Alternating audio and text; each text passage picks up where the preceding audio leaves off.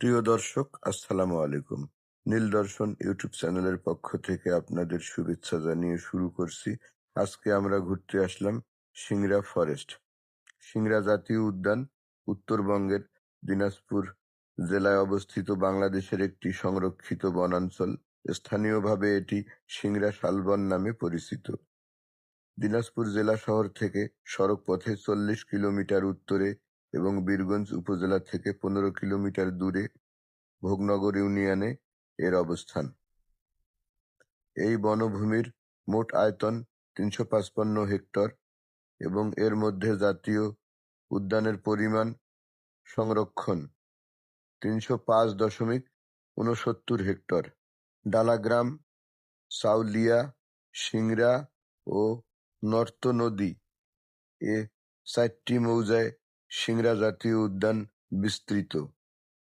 প্রাকৃতিক পরিবেশ উন্নয়ন, বন্যপ্রাণী সংরক্ষণ এবং পর্যটন সুবিধায় উন্নয়নের লক্ষ্যে 2010 সালে 10 অক্টোবর বন বিভাগ এটিকে জাতীয় উদ্যান হিসাবে ঘোষণা করে।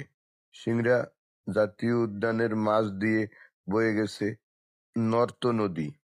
পর্যটকদের সুবিধার্থে এখানে একটি ছোট পরিসরে রেস্ট হাউস ও 2টি পিকনিক স্পট রয়েছে। শীত মৌসুমে এই বনে পর্যটকদের আনাগোনা বেড়ে যায়।